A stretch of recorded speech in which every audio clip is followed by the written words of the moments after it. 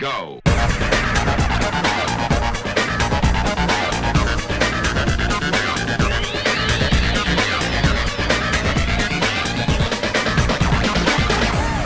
Well, hello, everybody. Welcome to another edition of Inspiring Connections episode. Guess what? 20. 20. Can you believe it? It's awesome, right? How you doing, Misty? I'm good. On today's show, we have a very interesting topic all about lifestyle marketing and Twitter chats and a bunch of other stuff that Brand influencers. brand influencers, all kind of stuff that is related to the social web and marketing and kind of the new trends. And I think we have a really good person to talk about that. We have Monica Vila, who's also known as TheOnlineMom on Twitter. And she is the founder of the TheOnlineMom business.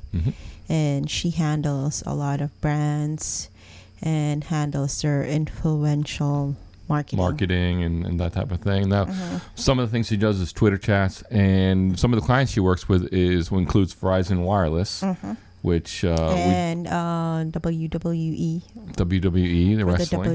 For the WWE moms. So we get into both of those as well. Just a fascinating topic, and for those of you interested in what lifestyle marketing is all about, or influencer marketing, how to get started with it. If you're a brand, how do you work with influencers? And if you're a regular person and you want to learn how to use and get more out of joining Twitter chats, then this is the show for you to watch. Definitely a show for you. So without any further ado, let's get right into it with Monica Vila. Okay, Monica, welcome to PodJam TV Live. Hey, Marty and Misty. Thank you for having me. It's a pleasure to have you with us.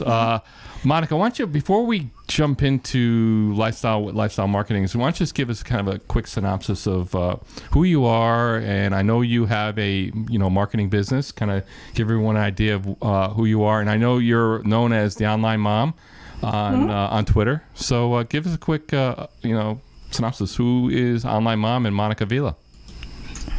Well, it's I have a bit of a personality disorder, but in about 4 years ago, I started TheOnlineMom.com, which was a venue for parents mostly to understand technology that was also positive, right? There was a lot about negative online safety, scary stuff. And TheOnlineMom.com was a venue for people to really see the possibilities and the positive role that technology could have in a family's life. And it quickly evolved into a consumer in general place where people could really learn about new technologies, new gadgets, new trends, new solutions, resources online and technology that they could use in their daily lives, in whatever lifestyle you live. Excellent. And I know a lot of that stuff, it's ever changing, ever evolving. I know Misty and I are a bit of tech geeks, and we like our gadgets and stuff like that. And, for the average person, maybe the normal person, it can kind of get confusing. So I think, you do a great service for everybody. One of the things that you do for your business is something called lifestyle marketing, and why don't you tell us, what is lifestyle marketing? Yeah, I used to work at Ziff Davis Media, and sitting right next to the labs, in fact, not far from Lance Ulanoff, who is now editor-in-chief at Mashable. And we used to look at all the new technologies that came into the building. People wanted us to test and play around with new TVs, new laptops, new phones, new apps. And my job was really to translate what the technology speeds and feeds and features meant to the average consumer. So it still doesn't tell me anything what you mean when you say retina display. What does that actually mean? Does it look sharper? Does it look better? Is it stronger? What does it actually mean? And that has been my job for the last 20 years. Yeah, wow. I started when I was 12. So that's quite a bit different. I know, being in the tech space and online websites and things, there's a ton of tech websites, geek websites that do a lot of reviews and product specs and what's more powerful, and a lot of kind of techie language that maybe the normal person doesn't understand. I guess lifestyle marketing is more how it fits into your lifestyle versus maybe all the tech, specs and all that stuff. Specs, yep. So if you're a business person and you commute to work every day and you use your smartphone, the apps that are relevant to you and the devices that are relevant to you are different from people that may be food bloggers or fitness advisors or moms, or really there's all kinds of lifestyles out there. And the true benefit of technology is to be able to translate what the new features that something may have into how does that support your lifestyle. Right. So okay, that's what we do. Yeah. And you have worked with a lot of major brands and running their influencer campaigns. What tips can you offer those who want to start one today? For a brand? Yeah, it's interesting. I love the fact that we can talk about technology and talk about marketing and, leading edge strategies. But the bottom line of a good campaign has to do with old-fashioned relationships. And if you want to start a lifestyle marketing campaign, you want to have people that speak for your brand with whom you have good relationships, the people that you understand. So many times I'll open my inbox, I'm sure you guys do too, and there's an email from someone you've never heard of before that says, we want you to talk about whatever. Right. And this is the features. And if you say this, we'll be so happy. And I delete about 99% of those emails. I don't read them. I'll see your blog has been selected, so relationships are so important. You cannot do a lifestyle marketing campaign. You can't really understand who the right voices are for your brand unless you have a relationship with those people. And so I love the fact that as powerful as our new social platforms are, and our strong brands and and gurus out there, in the end it comes down to how do you develop those relationships. Oh, absolutely. In fact, Misty and I talk about this all the time. I think that's really where the opportunity is. Certainly not only in lifestyle marketing, but in any kind of business today. The opportunity you have to create and strengthen relationships using technology and online tools and things like that.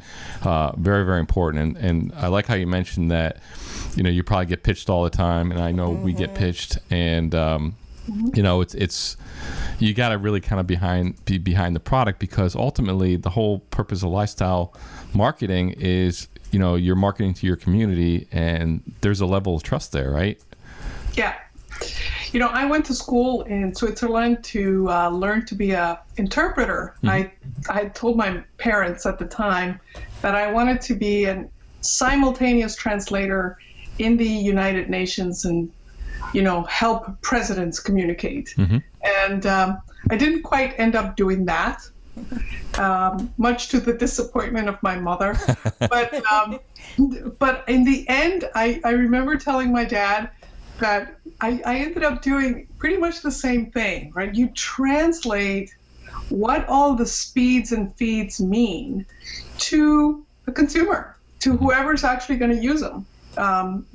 Tech companies still talk about microprocessors and, Mbps and gigabytes and megabytes. And you're like, what does this mean? Exactly. And so that's what we do. We love to translate that into individual lifestyles. Yeah. And so important. Absolutely. And I think, again, the big important part of relationships and building that trust factor, because, I know that, one of the brands you work with, and we're certainly involved in that team, the, Verizon Wireless, if you're going to be running a influencer campaign, you have to have that trust, and the people that you work with have to have that trust with their individual communities in order to really make it work, you know? So you really have to believe in the products, and you have to, because that's what they're, people are looking toward those content creators for, the recommendations, and they, you have to believe them. What challenges have you experienced running influencer programs, in the past and now, and what have you done to overcome those challenges? Because I'm sure it's not always easy. Yeah. It's so easy. Brands. I would say that, life happens. Mm-hmm. And lifestyle campaigns rely on your life. And many times we will build a team that is made of a completely perfect variety of lifestyles, and you're just so excited, and then somebody's life changes, and so what you have to do in a campaign like this is you actually have to have a really good bench. It's not unlike any other, perhaps sports endeavor or business endeavor, right? If you run a business and you're relying on a team, you kind of need to have a couple of strong players that are ready to step up in case your A players get injured. Mm-hmm. And that is, I think, a big challenge, because companies want to have a team in place and go with that team. And when life happens to them and they cannot continue on, you have to be able to quickly have a backup plan. Mm-hmm. And it's not easy on the backup player. Who wants to be on the bench? Right. My daughter is playing field hockey. She does not like the bench. Yeah. How do you deal with that? That whole feeling of I would think people that want to be part of these programs, and maybe they're new to it and you're not too sure how they're going to fit in, and like you said, having people kind of ready to step in, maybe they're not ready to necessarily take the full participation. But how do you I'm sure that's a interesting talk maybe you have to have. How do you deal with that? Because you're still dealing with people, I guess. There's only one way, Marty, and I found that to be true when, I was managing a team and back in the day, when I was in corporate world and it was a small team. You have to tell people exactly where they stand. Right. You tell people where they stand and you say, look, this is the team and you're on the bench. And if something falls through, you're going to be up. So you don't want to create the perception that someone is on a lifestyle team if they're on the bench. You don't never want to do that. And so when you tell people where they stand, if they're good with that, it's great. And I have to tell you, on the average, which is fascinating to me, on the average, we have activated 90% of the people on a bench. Wow. That have been selected. So when we build a team, we build a deep bench and say, here's where you are. And 99% of the times, I will say, they've been stepped up. Yes. Either the team has expanded because they're so great, or they step in for someone who hasn't been able to continue for whatever reason. Right. Yeah, it's not, this is only growing, this whole form of marketing. I think brands are starting to recognize the, really the value and the impact it can have as part of their whole marketing mix. Now, speaking of influencer programs, now we talked about influencers and how you deal with those folks being part of that. How about on the brand side? What challenges have you experienced working with brands and handling lifestyle marketing programs? And what steps have you taken to overcome those challenges? The reason I have loved working with Verizon, and I think it's been a great lesson, I think, for other brands that we work with, is that they truly see us as partners. We're an agency. We provide a service. They pay us for that service. We deliver elements to the campaign, and we deliver results that are measurable. So all that is basic. But they really treat us as partners, and they ask for our opinion. And when a campaign does not have that partnership, relationship, and dynamic, when your voice may not be as valued, perhaps. It's you find that unbalance in the end makes that a short-lived program. So when you have, if you're out there and you're talking to your brands, be very vocal about how you feel they could benefit from what they're hiring you to do. Not about, whether their ad campaign is got the right spokesperson on or not. If it's outside of your purview, I don't have an opinion. Obviously, I would have an opinion, but it's outside of my purview. But I can say to our clients, if we tweak this just a little, this is what we could deliver. Right. And a brand that's successful 9 times out of 10 is going to take your advice. Yeah. Now you mentioned some of the, Verizon Wireless, certainly a major brand. I know you work with other major brands that have been around before social media really got up and going. Maybe the newer companies, newer startups have, a better knowledge of this out of the gate. But I'm just kind of going off the board here with this question, but, as far as, a lot of these companies are very used to controlling the message top to bottom. They create the commercial, they decide what channel it's going to air on, they air it, focus groups, they control the entire marketing message. Now with social and some of the, influencer programs, some of the stuff you're involved with, you're dealing with, people out there that, that the companies aren't necessarily going to have full control over the message. They're creating it's relationship marketing, it's social marketing. And you being involved in it, and probably, very early on, and you have tons of experience, it must have been like an incredible challenge just to get some of these companies to buy into that, right? It's so funny that you say that because, we really have all this trust, and many times I will wake up at night and I'll go, we have this voice and we influence how consumers feel about certain brands. So it's a huge trust level factor, yes. But what you have to do in this position is really always think about that voice and what is consistent with that. We did an Xbox campaign, which was fun, and it was about family, and we could post pictures of kids being silly in the playground, and that's not right for all campaigns. You have to really know what's the right voice for that, because it's very easy not to be consistent with their discipline. But I would also say that in the social environment, the brands that get it give you the freedom to speak in your own words, right? You're not a broadcaster for them. That's not the job. The job is really to interpret the benefits and to yourself. Right. And so, I'll have my phone and I'll say, I've just used this app to grade my restaurant of choice. It may not be yours and it may not be right for everyone, but it was useful to me. Right. So.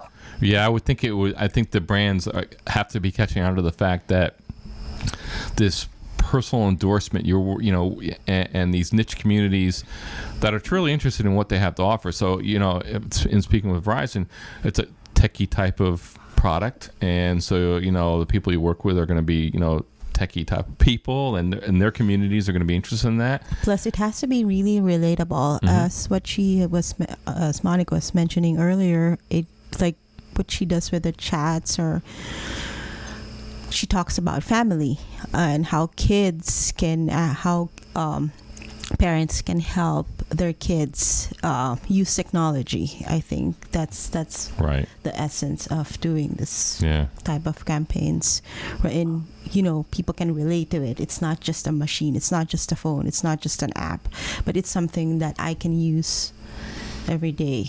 And the endorsements coming from real people versus just the company, because I think people are very sophisticated as far as they know when they're being marketed to. They know a commercial, a slickly produced 30-second commercial versus maybe a blog post from a blogger that has a very niche community, very involved community, and they know the people in their community and they say, man, I love this particular device that I got from Verizon. Here's why and here's how I'm using it. It's like, man, okay, I believe Joe. He's my friend. I already, versus, I know Verizon, is putting out good, that you can judge the message for yourself, but I think that whole impact coming from the real person means people. a lot. Yeah.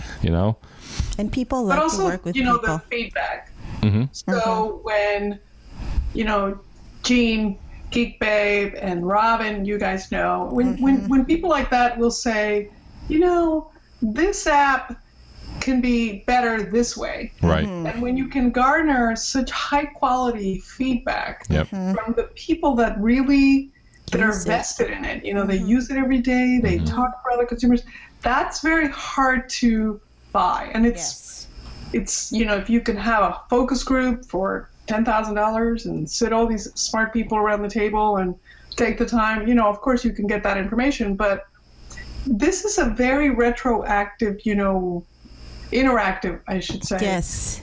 Environment where you actually get some really high quality feedback from people that are incredibly influential, high yielding consumers.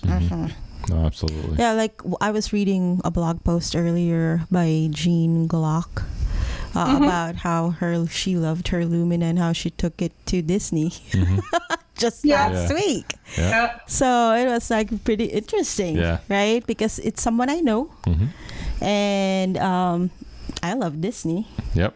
And she showed the photos and she told the story about it. So I was like, oh, okay, I want to try that. That's exactly, absolutely.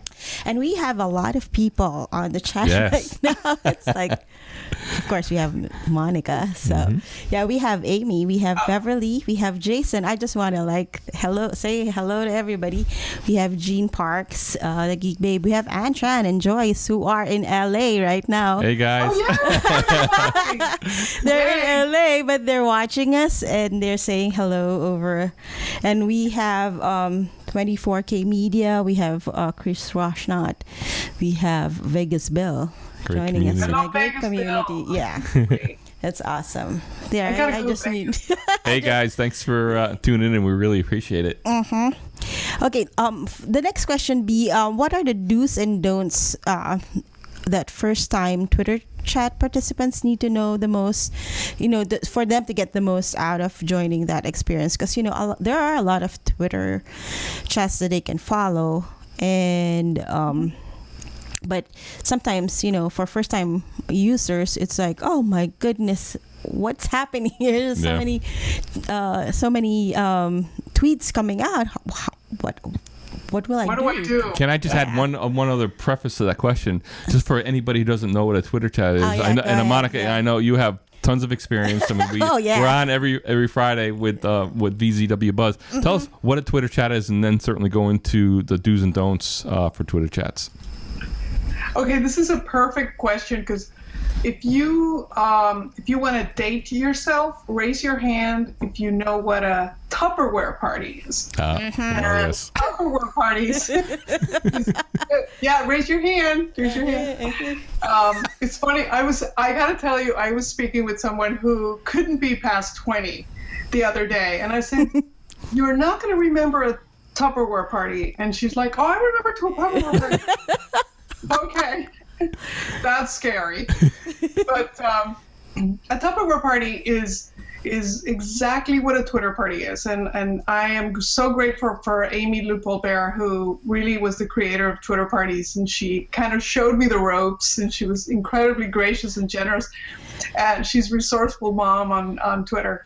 And the way these work really is to engage a community and help answer questions and provide value. The VZW Buzz chats on Fridays are all about the mobile lifestyle. And as we move further and further into that world, it's so important to learn how our devices work. Do you know that we use only 30% of the features of our smartphones? Wow. 30%. You two must use maybe 80%. I know Marty too well. 100%. But and I know Jean and I am sure others. Geek Babe, she uses, I'm sure, 100% of the features on her device. Certainly does. For the average consumer, can you imagine that we spend $200, $300 on our devices and we use just so many of the features?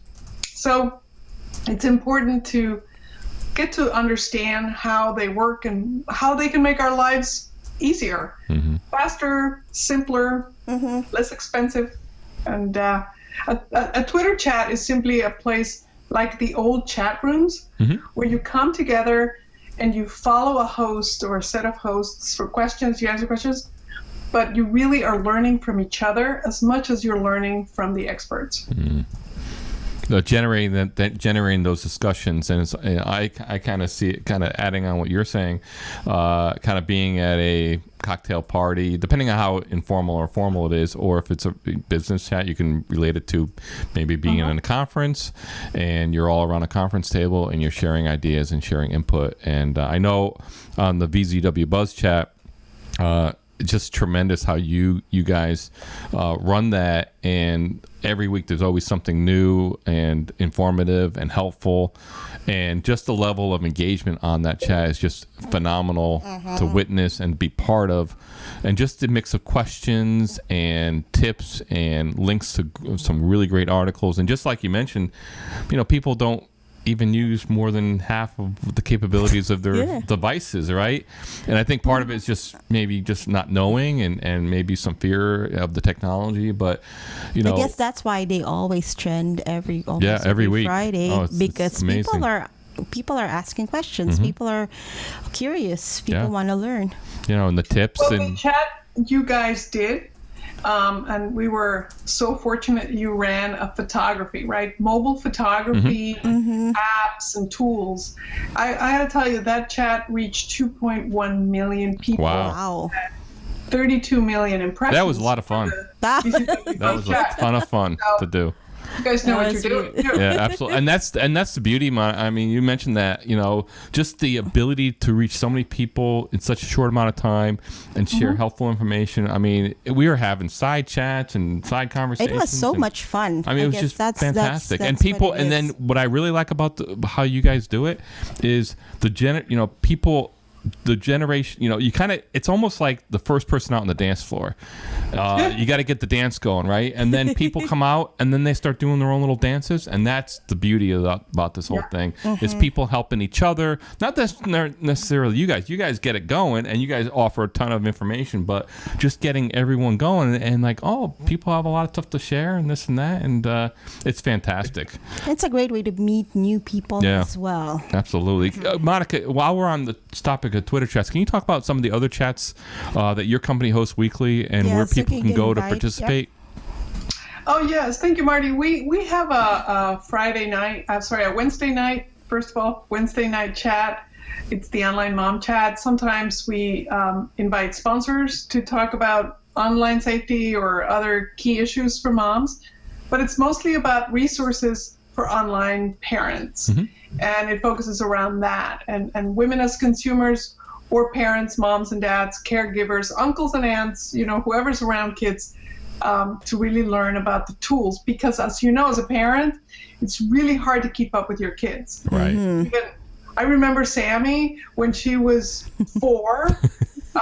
I could control her. Right. And I could control what she was doing. But I think after that, I was lost. And to this day, the other day, she walks in with a new app that I'd never heard of before. And so she's teaching me now. And that's what the Wednesday night chat's about. We also, we're really excited to work with, for example, the WWE. They have some great causes they support. They support the Susan G. Komen Foundation, which is so important to families everywhere. Get yourself screened for breast cancer. Yep. We recently did they had a mobile truck. I saw that. I think I recall. You were out in LA for that, right? It was incredible. Yeah. I went into the truck. Awesome. And I've had mammograms in the past, and it looked exactly like you would see a mammogram room anywhere in the country. It was beautiful. It was perfect. And these were free. And, I was born and raised in Mexico. And so all of the women in this waiting in line to get a free mammography in East LA, they were all Mexican. And I was sitting there with them and I'm thinking, is this your first mammogram? They're like, yes. So it's part of the thing that's so exciting about this job is that you also get to do some things that you feel really make an impact. Oh, absolutely. And that's something we do those chats once a month. Oh, excellent. I'm glad you mentioned that, because when you're out in LA during WWE SummerSlam and some of the great work that World Wrestling Entertainment does, and just hearing about the work with the Susan Komen. Yeah, G. Komen. And Foundation. I think everyone's been touched by cancer, and certainly breast cancer is a very unfortunately common disease. I know in our family, I've had cousins that have luckily have been cured. But I think a lot of people have been touched, and just what you did out in LA with that organization was just great to watch, and just such a worthy cause, you know.